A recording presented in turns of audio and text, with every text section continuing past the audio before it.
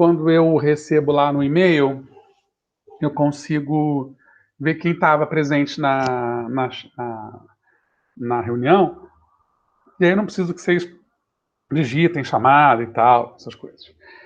Bom, por enquanto, continuamos nesse esquema de aulas online quinta-feira, tá? Como essa semana não foi possível ir lá na escola, né? A escola, por conta dessa fase roxa aí da pandemia, ninguém pode ir na escola, só os serviços mais essenciais. A gente continua tendo aula online. Eu, particularmente, estou gostando desse modelo. Eu sei que não atende todo mundo, assim, mas tá, beleza, valeu, o Gabriel está trabalhando.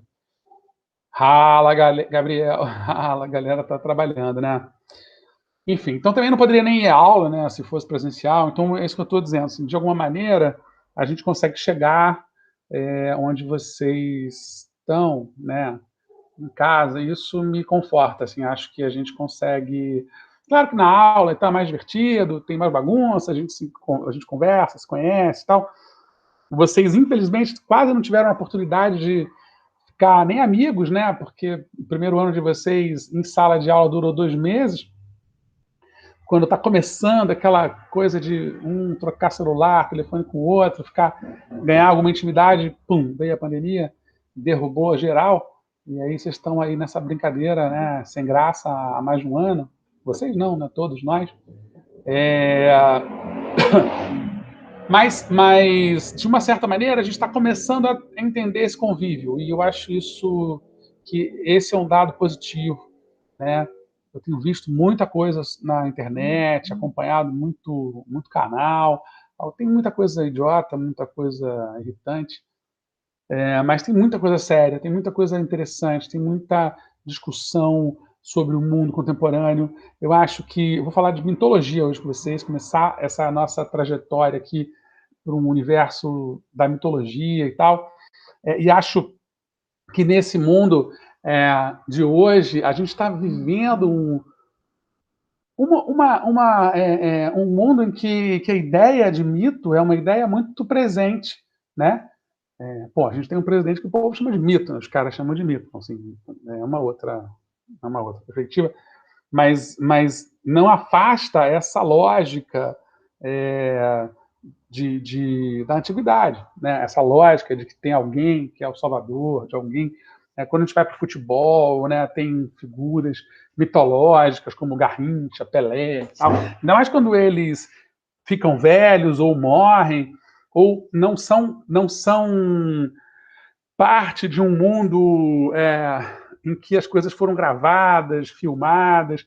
Aí então é que essa lógica da mitologia cresce, porque muito da mitologia clássica se fundamenta pelo discurso oral, né, pelos fragmentos de determinadas coisas que a gente tem. Então, assim, você completa, né, pedaços, é interessante isso. Você, por exemplo, na Bíblia, né, você tem tem um parágrafo, assim, menos de meia página, falando sobre Noé, né? E a quantidade de histórias que a gente tem, só um filme, para você escrever o texto de um filme, você produz ali umas 120 páginas. Então, assim, você tem a quantidade de histórias que se produz a partir de um trecho, né, de um fragmento de uma história é tão grande. A gente parece que tem, como eu falei na outra semana, né, nós somos seres sociais, nós somos seres que dependem uns dos outros, mas também nós somos seres narrativos. Nós dependemos muito da história que é contada, da história que nos é contada e da história que nós contamos, né? Ninguém quer ou se satisfaz com uma mera descrição dos fatos. A gente está sempre buscando algo além. A gente está sempre buscando uma explicação para além do arco-íris, né? Para além da luz do sol, para além. E aí, obviamente, que a mitologia ela acaba sendo um prato cheio, né? Porque ela vai encontrar esse público, né? A plateia, né? O palco e a plateia, né? O cara monta. E no caso da mitologia grega, por exemplo, que a gente acaba falando mais a respeito, tem um motivo, assim, não é porque os gregos são mais importantes, não pode ter alguma, todas as mitologias são iguais, elas cumprem uma função para aquela sociedade em questão. O que acontece é que a mitologia grega foi muito documentada. Era uma obsessão grega, né, da civilização grega, a documentação. Os caras anotavam tudo, registravam tudo, né? E olha que, apesar de 2000 e tantos anos de distância que nos separam dessa civilização, a gente tem muitos registros, e se perdeu, apesar de ter se perdido muita coisa, a gente tem muitos registros, né, dessas mitologias todas, das histórias contadas, né, tem livros inteiros, a Ilíada, a Odisseia foram plenamente preservadas, né, a Teogonia foi plenamente preservada, né, e vem sendo reeditada diversas vezes e tal. Então, assim, são as três grandes bases da mitologia, do estudo, né, de qualquer estudo sobre mitologia grega. Mas você tem outros documentos, você tem a dramaturgia, né, você tem o teatro grego nos proporcionou uma quantidade extraordinária de peças, e assim, sobraram 7 do Ésquilo, 7 do Sófocles, 20 do Eurípides. É pouca coisa, mas é bastante coisa também, se você parar para pensar, né, num documento de 2.400 anos, mais ou menos. E você tem fragmentos de diversos outros, você tem anotações de diversos outros, pequenos pedaços, que são, muitas vezes, o suficiente para a alma humana, para a criatividade humana construir grandes narrativas a partir de pequenos fragmentos, né? Então, assim, a gente acaba sabendo mais, né? Algumas das mitologias elas são baseadas na história oral. Então, né, algumas sociedades, né, algumas civilizações indígenas, por exemplo, de diversos matizes, Filipinas, os aborígenes australianos, alguns povos da Nova Guiné. Esses povos, eles têm mitologias tão sofisticadas até quanto gregos, romanos, egípcios e sumérios ou nórdicos, mas eles não tinham escrita. Então, assim, as histórias que chegam são as histórias contadas pelos avós, dos avós, dos avós, dos avós, dos avós, dos avós, você vai indo para trás.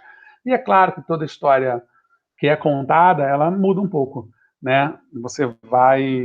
Quando você vai ter uma história canônica, né? Uma história que se torna fixa, que não muda muito, você vai ter isso necessariamente escrito num papel ou reproduzido numa pintura, né? Você vai ter uma reprodução daquilo. A partir do momento que você tem a reprodução, aí você diz, não, a história foi assim. Esse aqui é o fulano, né?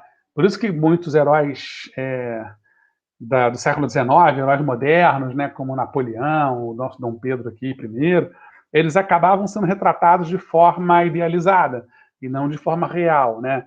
Por isso que era importante que houvesse uma imponência na proclamação da independência do Brasil e o quadro pintado do Dom Pedro I nas margens do rio do Ipiranga fosse ele num cavalo selvagem, com um cavalo montado num cavalo arrumadinho e tal, absolutamente heróico. Assim como Napoleão também. Mas a verdade histórica, como está muito mais próximo, a gente tem acesso à verdade histórica, né? E aí essa idealização cai por terra, porque naquela região, no caso aqui do nosso Dom Pedro, só andava de burro, né? Um cavalo não conseguia fazer aquele caminho ali na margem daquele rio, então eles montavam nos burricos e os burricos iam subindo, né? O Dom Pedro estava, segundo vários relatos, passando mal, com diarreia, provavelmente alguma gastroenterite, alguma coisa que acometeu ele naquele momento. Só que não dá para reproduzir a história da nossa, né, o quadro da nossa independência com o Dom Pedro escondido, montado num burrico ou escondido atrás do mato para fazer cocô. Não fazia no menor sentido, gritando independência ou morte, né? Então, assim, às vezes a história vai ser idealizada por fins, por necessidade, assim, é preciso que você tenha uma história, sobretudo nesse momento aí em que as nações estão se formando, uma história heróica, uma história bonita, né? Uma história que seja valorosa. E muitas dessas histórias mitológicas também têm essa idealização, né? Uma idealização enorme. Então, a gente vai. O que eu gosto de dizer e de falar, e não sou unanimidade na academia, não sou unanimidade na escola nesse sentido, na filosofia, é que eu acredito que esse pensamento mitológico ele já é um esforço racional de explicar a vida humana, né?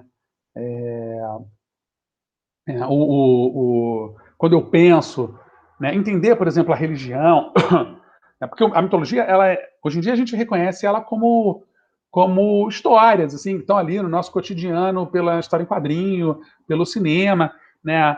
Todo mundo é fascinado, a garotada gosta, tem o Percy Jackson, tem os deuses do Egito, você tem os super-heróis como o Thor, né, como o Loki, você tem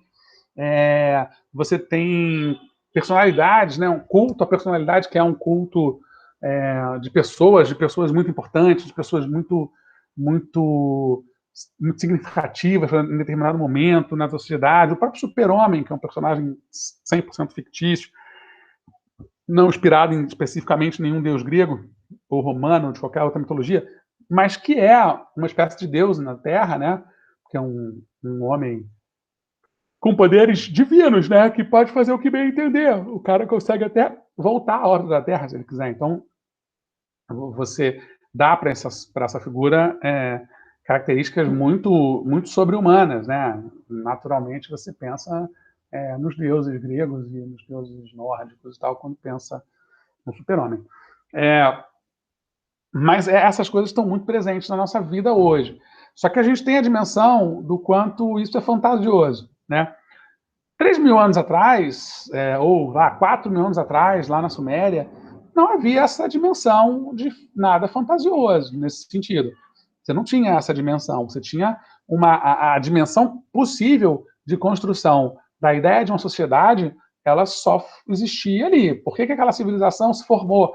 Ah, se formou ali porque tem água, né? Tem um rio passando, aos poucos você foi formando, tá? Tudo isso acontece, tudo isso é visto, é reconhecido por aquele cidadão que está ali passando, mas tem alguma coisa que ele não responde a ele, né? Por que ele parou naquele rio, naquela água, naquela encosta? Por que aquela sombra aconteceu ali? Por que ali, quando chove, enche um lago e não acontece uma tragédia? Por que ele teve 8 filhos e o vizinho teve 3? Por que sabe? Então, esses muitos porquês que hoje em dia a psicologia explica, a psicanálise explica, a geologia explica, a geografia explica, a própria historiografia explica, ele não tinha nada, nenhum recurso para ter essa explicação. O que vai acontecer? A mitologia vai explicar a possibilidade de existência de um Deus, né, irascível, muito violento, muito bravo, que jogue raios quando está com raiva, é plenamente justificável quando eu olho para o céu e vejo aquela tempestade se formando. Eu olho e penso, caramba, o Thor está bravo hoje. Tá acontecendo alguma coisa nesse momento. E obviamente, na mitologia nórdica, né, indo lá para a Europa setentrional, um lugar frio, é um lugar que chove muito, é um lugar em que muito provavelmente essas tempestades acontecem à torta e à direita. Né? Eu estava vendo essa semana, acho que essa semana, um vídeo sobre uma expedição, Expedição Raiz, eu acho que chama. Não, Expedição Raiz é outro. É um vídeo desses de viagem, eu acho mais barato. E aí o cara foi para a Islândia. Estava lá na Islândia esperando para ver a aurora boreal, né? E isso era fotógrafo, o cara era fotógrafo, ele estava tentando conseguir juntar uma explosão de um geyser, né? A Islândia tem muitos geysers, né? São aquelas explosões que são vulcânicas, na verdade, né? Porque a Islândia está numa área de rachadura de duas placas tectônicas, e a ilha deu azar de ficar exatamente em cima dessa rachadura, né? A Terra está lá mexendo, e a cada mexida mais brusca, explode ali um vulcão. Tem um vulcão que dizem que foi responsável por uma crise na Europa, lá pelos anos do século XVII, XVIII, de quase 5 anos, que muito recentemente, até ao entrar em erupção, impediu o tráfego aéreo na Europa durante quase uma semana, acho que em 2018, se eu não me engano, mas que entra cada vez menos em erupção. E tem os geysers, que saem, que é como se fossem pequenas explosões vulcânicas que saem de dentro da Terra, só que como a superfície é gelada, o que sai é uma água quente, e um vapor de água quente, né, grande, assim, faz para cima. E o cara queria juntar isso com a aurora boreal, que eu não sei se vocês conhecem, devem conhecer, eu imagino, que é um fenômeno climático, eu acho, um fenômeno que acontece na borda ali do céu, ali da nossa, nas regiões setentrionais, né, mas onde tem bem a curvatura, onde a curvatura da Terra está mais atenuada, né, a Terra não é redonda, né, ela é arredondada, então assim, ela é meio redondinha para cá e em cima ela é meio achatada. Nessa área que é meio achatada e que é muito frio, você tem a passagem do Sol, às vezes ela é meio passa pela tangente. Então, assim, em um período do ano quase não fica, quase não escurece, em outro período do ano escurece muito cedo, né? Então, nesse período em que escurece muito cedo, a luz do Sol, ela meio que transpassa, assim, e esse choque, assim, de energia, de luz, gera uma imagem muito espetacular no céu, uma luz meio verde, uma coisa meio esverdeada, assim, e isso é o que eles chamam de aurora boreal. E aí o cara juntou, conseguiu, né? Tanto fez esforço, esperou horas, quase congelou o nariz, quase congelou o dedo, mas ele conseguiu juntar a aurora boreal com o geyser saindo. Agora, você imagina o sujeito que chegou lá no século XI, que é mais ou menos quando habitaram a Islândia, ver um troço desse há 1.100 anos. Cara, ele não pode ser algo diferente de um Deus sendo agindo, sabe? Não tem como. Não tem como. Não existe nenhuma racionalização possível para alguém que nunca se deparou com aquela imagem na vida. Só pode ser resultado de alguma divindade, né? Que, que fez aquilo com tamanha genialidade e tal. Impressionante. É impressionante. Né? Quando a gente olha hoje, cheio de recursos, super céticos, a gente ainda se pergunta, assim, caramba, será?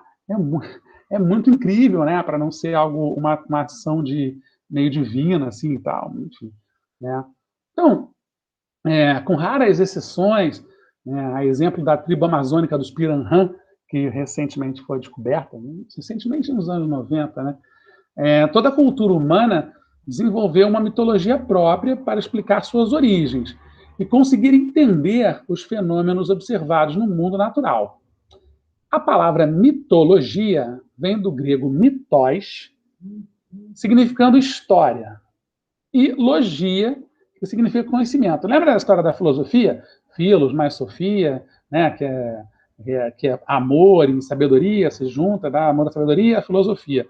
Né? Mitologia tem a mesma origem. É a junção da palavra mitos, que é história, com a palavra logia, que é conhecimento. Então, em busca do conhecimento histórico. Né? Os mitos falam sobre a criação do mundo ou prevêem seu fim. Explicam como os animais foram feitos e como a Terra se formou. Fazem uma ponte ligando o mundo dos humanos com o mundo dos espíritos, ou deuses, tentam impor uma ordem num caos aterrorizante e confrontar os mistérios da morte. Essencialmente, os mitos estão na base das religiões, né? Eles definem as culturas e codificam seus valores. Sem esse amálgama, né? Sem essa sensação do que é mito, você não tem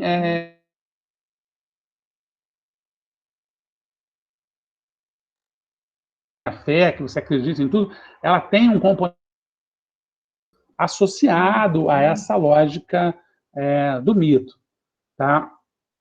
As histórias, por exemplo, bíblicas são mitológicas, muitas delas, né? São muitas, eu não estou falando sobre a real existência ou não das histórias, mas muitas histórias são partes de uma mitologia para explicar a formação do povo judeu, ou melhor, do povo hebreu, que depois vai dar no povo cristão. As mitologias do mundo antigo ocupam grande parte, né, da nossa trajetória aqui, quando eu penso em mitologia. Na antiga Mesopotâmia, no cadinho da civilização do quarto milênio antes de Cristo, quando a humanidade começou a aprender a viver em cidades, os sumérios desenvolveram o primeiro panteão de divindades de que se tem registro. Ele ficou preservado em estátuas, entalhes e textos antigos, como a epopeia de Gilgamesh, em que o herói de mesmo nome está à procura da imortalidade. Esse tipo de busca se repetiu em mitos pelo mundo afora. As civilizações mesopotâmicas subsequentes aperfeiçoaram, rebaixaram ou descartaram os deuses sumérios e os mitos a eles associados. A poderosa deusa Inanna, ou Inanna, por exemplo, tornou-se Ishtar no panteão babilônico, e mais tarde a deusa fenícia Astarte. Como em outras civilizações, a antiga Mesopotâmia foi moldada por narrativas usadas para explicar o cosmos. Seus governantes eram guiados pelos deuses, cuja vontade, cheia de caprichos, era interpretada por sacerdotes. Os deuses precisavam ser sempre glorificados e aplacados. Durante o Akitu, festival de 12 dias de duração no grande templo de Marduk, as pessoas entoavam o Enuma Elish, o mito babilônico da criação, com a força de um feitiço mágico em seu rito, a fim de reenergizar o cosmos. Parece uma historinha, né? Uma fábula e tal, mas eram histórias tidas como verdade para essas pessoas que viviam 2.000, 3.000, 4.000 anos atrás, né? Eu estou olhando, mas eu acho que eu tenho aqui o PowerPoint disso, acho que pode ser legal para vocês verem, né? Deixa eu abrir, vou apresentar aqui, ó. Ver se dá para vocês verem. Ó, se vocês não virem, vocês me falem, tá? Vamos ver aqui. Apresentação de slides do começo. Eu já estou montando esse PowerPoint, mas vocês estão tendo, não são os primeiros assuntos. Estão vendo? Estão vendo? Sim? Alguém diz sim, por favor. Ó, vou tomar como sim, tá? Tá todo mundo mudo. Isso aqui é um vaso cerâmico, né? Pintado na Grécia Antiga, restaurado, né? Para manter as cores. Não se assustem com as bundas e os peitos de fora. Isso era absolutamente natural naquela época. O seio feminino não era exatamente uma zona erótica. Então não havia problema de ter esses desenhos, tá? Eram assim por isso. Esse deus aqui, ó, que está com 3 negocinhos, é o Poseidon, né? Ele está com esses 3, que é o símbolo do Tritão, né? Também depois, na Roma, são o deus dos mares. Esse carinha aqui, mais velho e um pouquinho mais alto, montado na águia, é o nosso nobre Zeus. Isso aqui é um encontro de deuses. Os mitos exerceram grande influência no tecido social das maiores civilizações da história. A rica e complexa mitologia do Antigo Egito enfatizou a criação da ordem a partir do caos. Tais histórias validavam a governança da sociedade e legitimavam um status quo em que o próprio faraó era visto como divino e, portanto, merecedor de ser servido. E aí já começa a humanidade a distorcer em nome do poder, né, a possibilidade, a existência desses deuses. Isso também é muito curioso, né, porque você primeiro começa tentando explicar os porquês da existência de todas as coisas. E depois, aqueles que detêm esse poder começam a tentar justificar esse poder a partir de alguma divindade, a partir de um parentesco com alguma divindade, para justamente legitimar e manter esse poder, né? Sendo merecedor de ser servido pelas pessoas. egípcios fizeram isso muito bem. Os egípcios também viam o tempo como cíclico, e eventos ocorridos em sua sociedade estariam meramente repetindo o que já acontecera antes e fora registrado em seus mitos. Por isso que esses povos, muitas vezes, eles só se desestabilizam quando são invadidos. Por quê? Porque o povo que está invadindo não tem a mesma cultura, não pensa igual, não olha para aquele faraó e fala, meu Deus, é um Deus, eu tenho que respeitar, senão o céu vai cair em cima de mim. Não, o cara não está nem aí. Então ele ataca e ele respeita outras divindades, outros deuses. Ele ataca porque ele acha que aquele deus ali não importa. Então ele não tem medo. Aí ele acaba destruindo. É muito comum que as civilizações se percam muito em função disso. Os próprios romanos, né, que foi o maior império que existiu, os caras perderam, começaram a perder pelas bordas. Eles ficaram grandes demais, começaram a dominar muitas civilizações que já existiam e que acreditavam em outras coisas, e essas outras, esses grupos, não aceitando a forma romana de vida, passaram a sempre boicotar de alguma forma e a lutar contra. Em algum momento, fica tão grande o império que ele começa a perder nas bordas, ele começa a se desestabilizar, né? O círculo de gente, né? A circulação de gente é tão grande, tão intensa, que acaba fazendo com que, dentro do próprio berço ali do império, aquilo comece a ser questionado.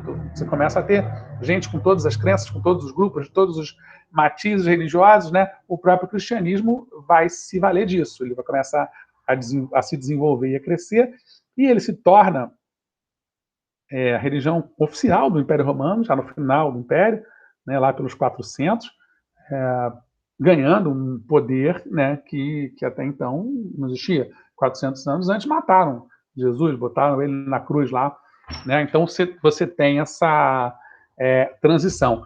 Demora muito. Demora muito. Né? E aí a gente tem uma questão que eu acho muito, muito interessante de se discutir.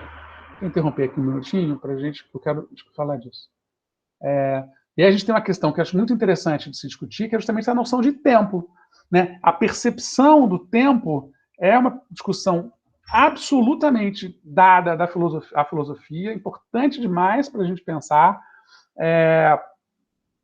e ela tem que ser pensada a partir desse momento lá atrás, porque assim, se a gente constrói uma ideia, olha para o passado e pensa, cara, os caras demoraram metade de 1000 anos, 500 anos para construir uma ideia. Os caras demoraram, né, por exemplo, o caso do cristianismo, né, do ano 1 a 465, quase 500 anos, para o cristianismo ser aceito de fato, né, no Império Romano, ou antes, você ter 500, 600 anos da construção de cada um desses deuses ou semideuses sendo absorvidos, né, pelas culturas locais para uma cultura maior, que é a cultura grega, helênica ou romana, sendo absorvidos aquele panteão de deuses que existiam ali entre os romanos e gregos. Você pensa em hoje, você fala, cara, é impossível, porque você imagina uma ideia sendo acalentada ao longo de tantas gerações, né, em termos de hoje. Um meme que você faça, digamos, a Rafaela faz um meme agora aí, viraliza e tem 1 milhão de visualizações em, sei lá, uma semana. Você vende verdades hoje em dia feitas em laboratório em 2 dias, 3 dias. O tempo ficou absolutamente curto para construir novas verdades.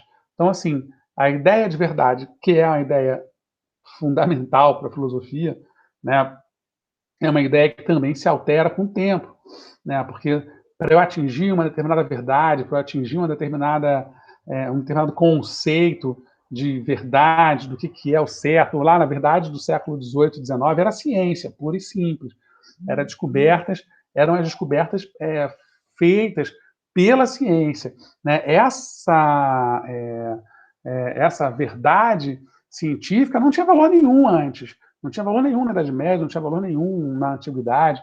A verdade da Antiguidade era essa, dos mitos. A verdade da Idade Média era de Deus, era Cristo, era verdade em Deus, absolutamente, pelo menos no Ocidente, né? Na Europa e posteriormente por aqui pelas Américas.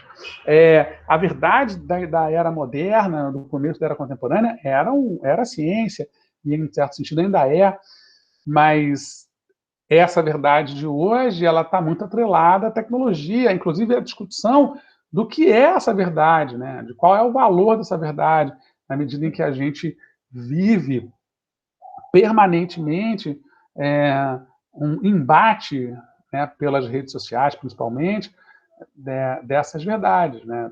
Tentando entender onde que está a verdade, porque a capacidade de se forjar informações, de se forjar dados, é muito grande. Então, e o tempo não ajuda mais. O tempo deixou de ser um auxiliar da ideia de verdade, passou a ser um inimigo, porque se eu lanço uma ideia hoje, sei lá, como algo que seja verdadeiro, é, uma ideia, digamos, do campo da educação, né? Nós temos que aprender a lidar com a tecnologia, temos que ter o cuidado de ter as aulas assim online, porque o mundo vai ficar cada vez mais online em algum momento. Isso é uma verdade, de fato. Em algum momento, vocês não vão levar cadernos nem livros para a escola, muitos já não levam, né? Mas por outros motivos. Mas quem leva, quem vai para a aula com caderno, com livro, caneta, não vai levar tablet com canetinha que escreve no tablet, vai levar notebook, Chromebook, essas coisas em algum momento vão ser viáveis, vão ser possíveis da gente consumir de maneira corriqueira, você vai poder comprar na papelaria, e isso vai acontecer, isso é para daqui a 20, 30 anos talvez, mas vai acontecer, porque você já tem essas tecnologias, a questão é que elas são caras ainda, né? São tablets de boa qualidade, deve estar custando uns R$ 4.000, um notebook, um Chromebook, né, que é um notebook e também é um tablet, está custando 3, 4 mil reais. Então, assim, ainda é caro. Para mim é caro, imagino que para vocês também seja. Mas em algum momento, essas tecnologias vão sendo barateadas, à medida que elas vão tendo um consumo cada vez maior, e aí passa a chegar num patamar de algo possível, né? E se espalha pela sociedade como uma verdade da tecnologia. Só que a gente também convive hoje com uma verdade, com a produção sistemática de falsas verdades, e isso é enlouquecedor, né? A gente passa a maior parte do tempo tentando averiguar se determinada notícia é real ou não. E a gente vive caindo em um monte de golpe, divulgando notícias falsas, divulgando informações falsas, né? Isso é muito complicado, né? Então, essa uma questão que é muito cara para a sociologia mesmo, assim, se a gente parar, para a filosofia mesmo, eu também dou aula de sociologia, para a filosofia mesmo, a gente ficar pensando em como que a gente vai se portar, né, daqui para frente, como é que a gente vai pensar o mundo se ele muda tão rápido, se ele cada vez é mais rápido, se duvidar, daqui a muito pouco tempo, ele é mais rápido do que a gente. Ele já é mais rápido do que os nossos velhos, né? Ele já é mais rápido do que a capacidade de construir uma ideia que as pessoas mais antigas têm, que depende de um tempo maior para processar ideias e tal. Enfim, só vocês conversarem com seus avós, bisavós e tal, que vocês vão perceber que mesmo que eles sejam pessoas lúcidas e acessem a internet, tenham Facebook e tal, o ritmo deles é um ritmo diferente. Eles não acessam 24 horas por dia, eles não dormem com o celular abraçado no colo, eles não ficam em desespero absoluto se acaba a bateria. A gente já fica, né? A gente já depende dessas tecnologias para sobreviver, né? E isso, obviamente, afeta a nossa forma de ver o mundo, né? Afeta a nossa vontade de ver o mundo, afeta a nossa capacidade de entender até as coisas, né? Outro dia eu vi uma charge muito bonitinha de uma criança, a criança, não, a charge não era de uma criança, era de um adulto, mas era uma criança descrevendo como é que era um adulto. E aí a pessoa está desenhando lá o adulto, E ele descreve a criança descreve o adulto assim, uma pessoa com 2 pernas, uma cabeça, tronco, 2 braços e 2 mãos e uma extensão da mão, né? Um negócio e o celular, né? E o celular na mão, assim, como se fosse algo que fizesse parte da pessoa, né? Como se ela não conseguisse deixar de ser, se isso fosse parte dela. Ela está aqui, literalmente, como parte integrante. E essa era a visão da criança, né? Tudo bem, era uma charge, mas eu não duvido que seja um fato. A percepção de que a pessoa é assim. Eu lembro muito bem que os meus filhos estão com 10 anos, vão fazer 11 agora, mas estão com 10. Quando eles nasceram, sabe, 2, 3 anos, era muito comum eles enfiarem a mão na televisão, achando que a televisão já tinha tablet, né, já estão na era dos smartphones. Então, assim, eles metiam a mão na televisão direto, tentando bater nela para ver se ela tinha TOT, né? E vira e mexe, eu não me pego, eu sou mais consciente com isso, mas minha mulher vira e mexe, ela olha para o meu notebook e ela mete o dedo na tela. E olha que é da minha idade, não é uma garota. Mas está tão acostumado a usar, ela usa o tablet, a usar o tablet, que ela não passa nem pelo raciocínio, assim, pelo tempo de pensar. Vai lá e mete o dedo no notebook. Eu falei, caramba, não é o tablet. Então, isso muda a forma da gente pensar. Claro, isso muda um monte de coisa, né? Isso dá para a gente uma visão de mundo diferente do que a gente tinha muitos anos atrás. Tá? Vou continuar aqui. Achei importante essa pequena elucubração sobre o tempo. Mas vamos voltar ao tempo. O tempo é um tema das nossas discussões, porque é importante discutir o tempo. Tá? Cadê? Eu pulei alguma coisa. Homero e Hesíodo. Nas antigas Grécia e Roma, os mitos fundadores das cidades-estado foram fundamentais para os conceitos de cidadania. Eles, tá vendo? Então, o mito, ainda que seja um conceito enfim, meio esotérico, meio fora do contexto de algo racional, vai ser fundamental para você pensar, por exemplo, a cidadania, né? A construção da democracia, a construção de conceitos que são absolutamente racionais, mas que se constroem, se constituem a partir desses elementos mitológicos. Eles associavam ideias de patriotismo e interesse comum à autoridade divina. Na Grécia, formada por mais de 1000 cidades-estado, cada uma delas tinha um mito fundador e uma divindade protetora, o que levava a um conjunto de mitos altamente complexos, muitas vezes contraditórios. Foi preciso que, tá vendo? Eu também falei, né? Você tem milhões de mitologias diferentes, você tem 1000 cidades com 1000 mitos diferentes de origem dessas cidades. E aí o que acontece? Vira uma Torre de Babel, muito difícil de você construir uma identidade genérica sobre isso. Né? O que vai ser feito? Poetas como o Homero e o Hesíodo, né, e artistas, ceramistas e tal, vão acabar meio que definindo os mitos como um só. Homero e Hesíodo criassem um registro pan-helênico da mitologia grega. Os relatos épicos de Homero na Ilíada e na Odisseia e a Teogonia de Hesíodo reuniram as primeiras e mais confiáveis tentativas de tecer a disparidade dos mitos gregos num único fio narrativo. É uma tentativa que o Homero e o Hesíodo fazem, é uma tentativa de construir uma única história. Por isso que muitas vezes elas são forçadas. Por isso que muitas vezes muitos dos encontros eles são, se você parar para pensar bem, mas isso não faz sentido, fulano é filho do Beltrano, não combina, como é que o cara nasceu aqui se não tem ninguém lá atrás? É muito forçado, às vezes, para que se construa uma história, porque é muito comum também a gente pensar, e a nossa cabeça querer fechar histórias. A gente tem uma necessidade também humana, né? Se a gente tem a necessidade da narrativa, a gente tem a necessidade de fechar histórias. Não funciona muito aquela história do Auto da Compadecida, né? Em que o cara fala assim, não sei, só sei que foi assim, né? Ou não sei, só sei que foi assim, funciona na diversão, na piada e tal, mas uma criança, por exemplo, está sempre perguntando, mas como? Mas por quê? Mas por que pode isso? Mas por que pode aquilo? Né? A humanidade também está sempre se perguntando. A gente acostuma a parar de perguntar porque algumas coisas não têm resposta. Mas, de uma maneira geral, todos nós temos essas perguntas na cabeça o tempo todo. Né? Na Roma Antiga, os mitos locais dos povos itálicos, como os latinos e os etruscos, mesclaram-se aos dos gregos, que os havia precedido.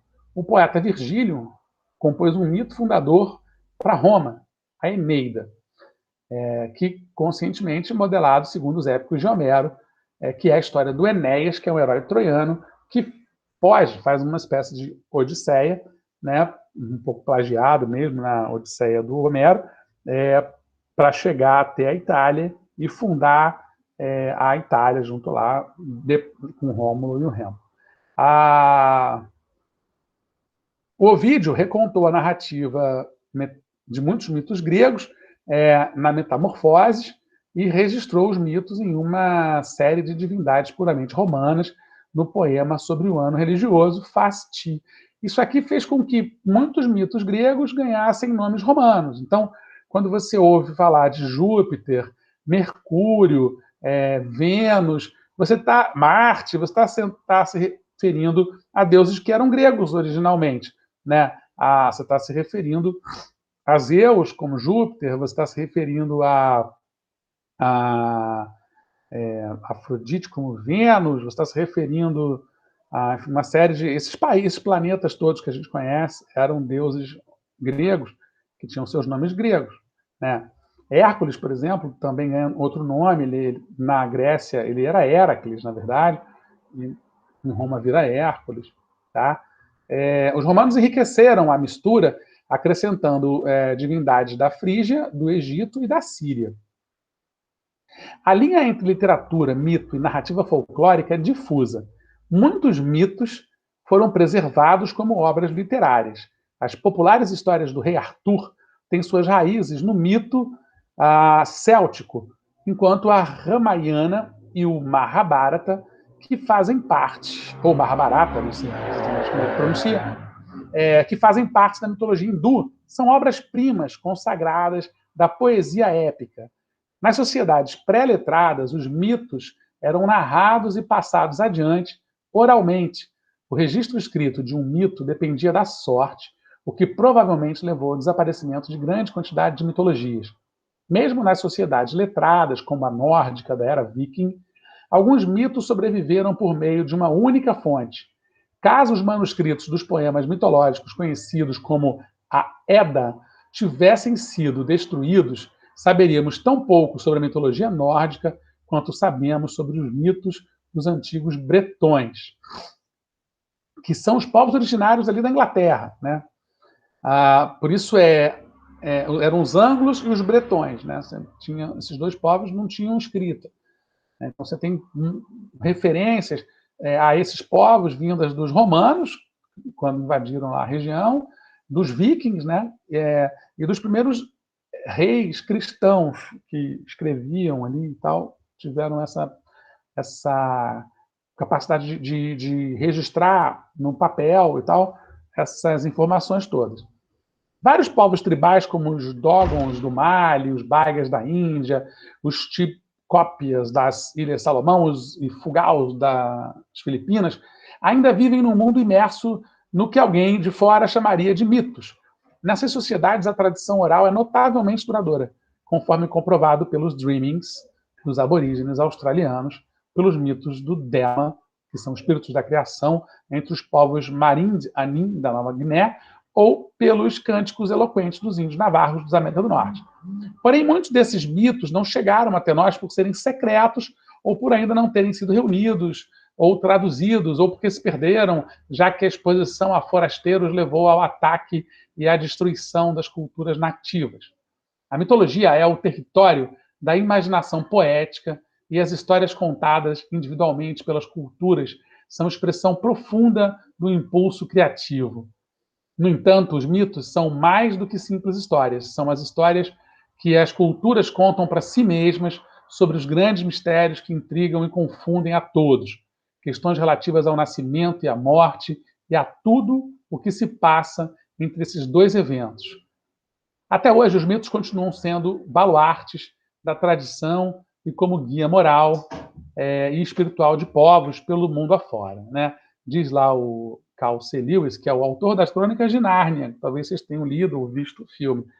O mito recolhe tudo o que se conhece e lhe restaura o rico significado encoberto pelo véu da familiaridade.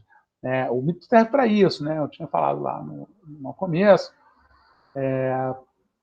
que o mito serve justamente para mostrar que algumas dessas coisas são mais familiares do que parecem. Porque, por exemplo, a filosofia muitas vezes complica loucamente a nossa vida. Assim, para você tentar... A gente resume e simplifica muito a obra dos filósofos, mas se você pegar para valer, assim, para estudar Aristóteles, gente, a gente se perde assim em elucubrações muito complexas, muito complicadas. A filosofia do século XX, por exemplo, é complicadíssima, né? Do estudo da linguagem com Deleuze e Foucault. A filosofia do Sartre é super difícil. O existencialismo é algo que você tem que ler muito e muitas vezes a mesma coisa para conseguir entender, passar por vários autores. E a mitologia não. A mitologia, ela simplifica a explicação de uma maneira que é possível qualquer um de nós entender. Talvez por isso eu seja fascinado por ela e acho que qualquer curso de filosofia deve começar por uma tentativa de se debruçar sobre a mitologia para que a gente consiga ter mais entendimento até desse mundo racional em que a gente vive.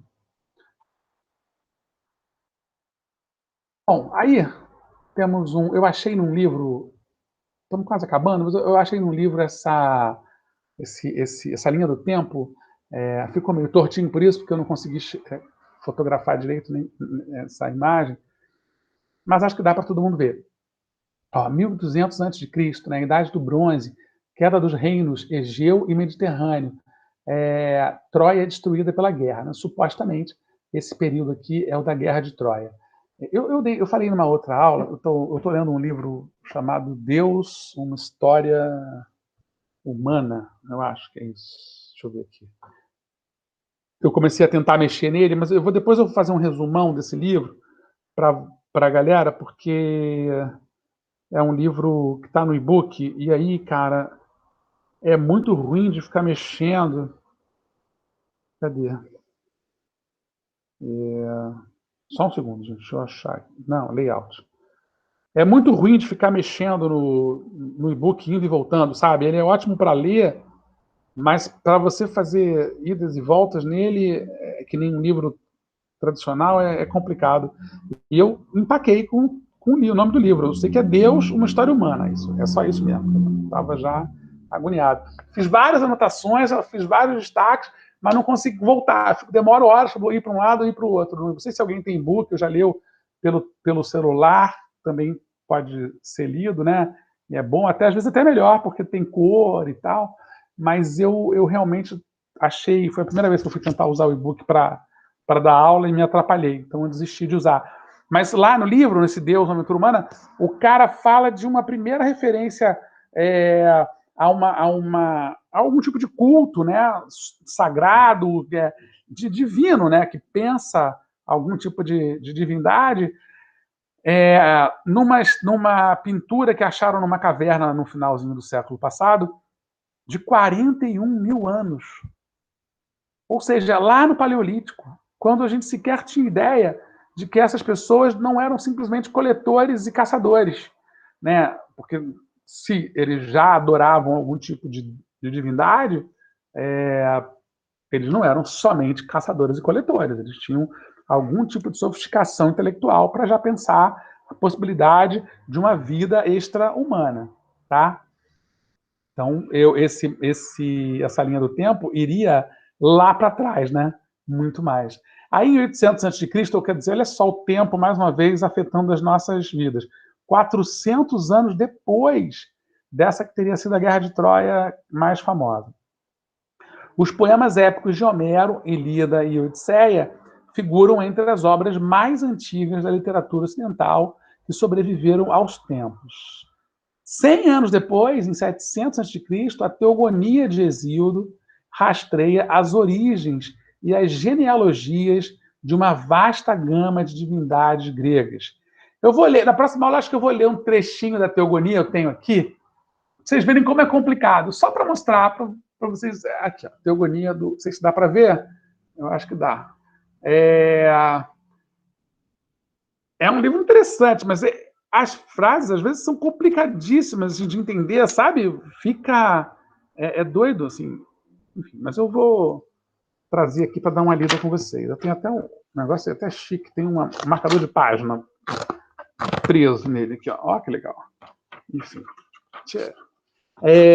Mas não hoje não, é muita coisa. Volta para instante, rapaz.